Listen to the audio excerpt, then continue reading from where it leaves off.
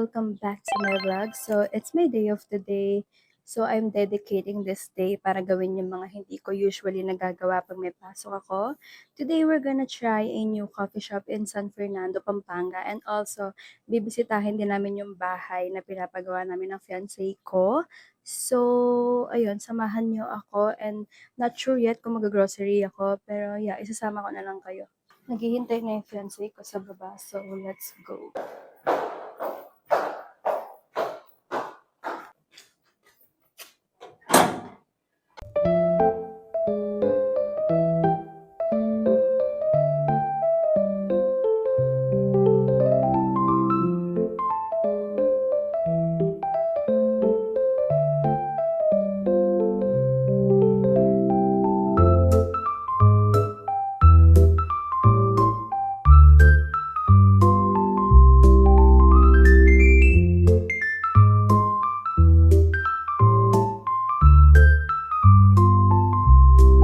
Guys, nandito na tayo ngayon sa Cafe 101. So excited to try this kasi it's our first time mag-dine in here. So let's go.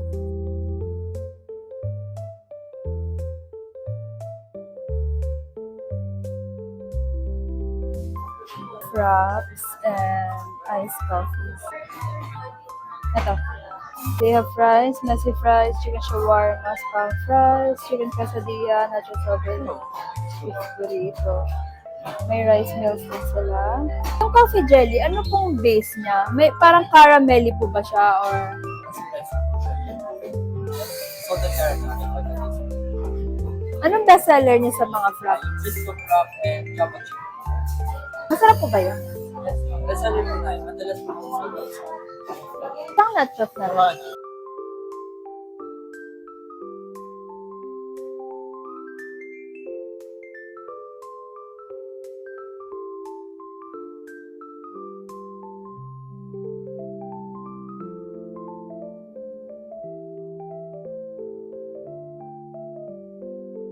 My fiancé ordered sea salt foam and mine is Spanish oat latte. Depende kung ano mas masarap. May kapagpalit na lang ako sa fiancé.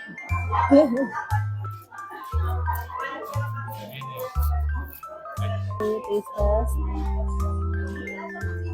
Oh my gosh. Oh my gosh. Wait.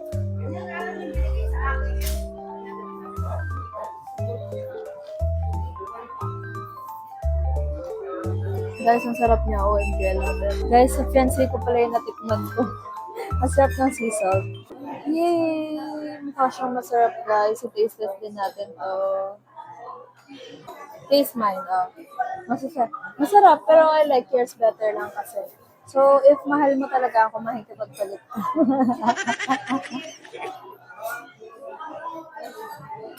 Why? Gustuhan niya yung sa akin. Kasi ayaw niya ng matamis na kape. Stronger side tong Spanish latte. Itong sea salt latte, katamtaman lang yung taste niya. It's a little sweet.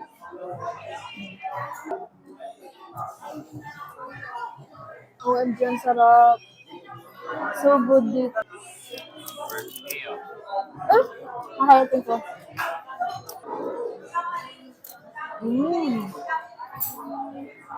By the way, time check. It's currently 3:48 a.m. and mamamalengke kami ng fiancé ko. Guys, first time namin to mamamalengke as a couple talaga.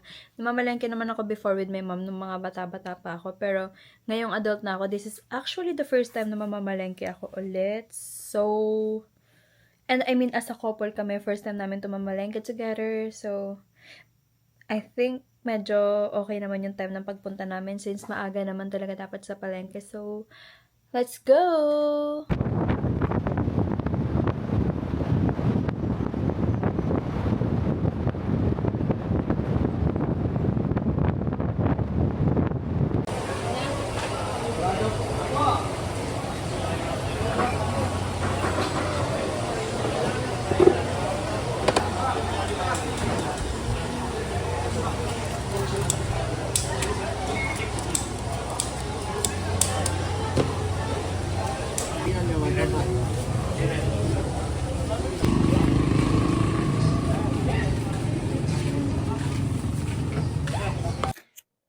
friends! So for today, andito tayo ngayon sa Commander's Paddle Fleet dahil may open play kami.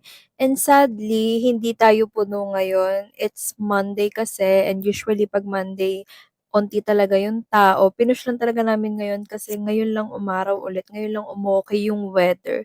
So time check, it's 5:22 p.m. And usually nagsa-start yung open play at 5 p.m. until 10 p.m. So ayun, hindi tayo puno. So magpaguran tayo ngayon. Tara na, let's go.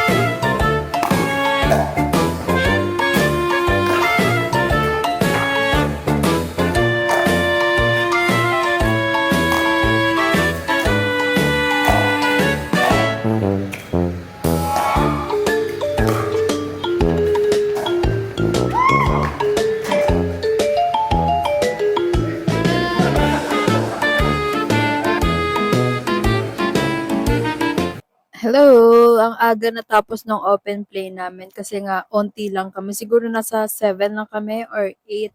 Tapos it's only 9 p.m. and tapos na yung open play. Supposedly hanggang 10 p.m. siya. And nakalimutan ko, nagwa-vlog pala ako. Kumain lang kami ng chowking. Ayan, tapos may pa-dessert pang ganyan. Kain lang tayo dito guys habang nagliligpit yung fiancé ko. Eme lang. Joke lang. Maya-maya, tutulungan ko na rin yan siya.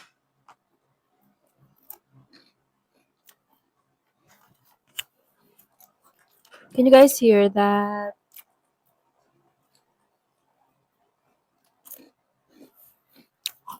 By the way, uwi na rin kami niyan. And see you guys sa bahay. Hey friends! I'm currently cooking baked tahong. Basta ewan ko, basta tahong siya. I'm not really sure kung ano pang luto dito. Pero yung masarap. And babalitaan ko na lang kayo. If masarap talaga siya.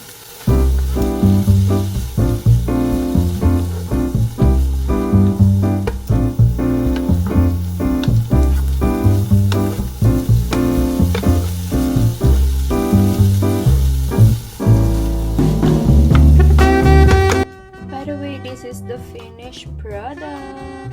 Guys, it doesn't really look appetizing, pero I swear, tinikman ko siya and masarap siya.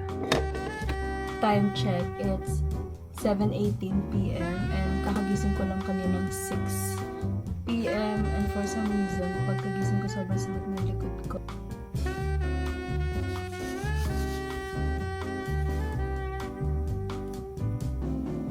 Sabi ni Kuya matamis to, so let's see if honest siya. By the way, ang mura lang din per kilo nito. I think 75. Ayun, nakangamati. Ito na yung mangoes ko. So, let's eat. Namiss ko to. Ang tagal ko rin hindi nakain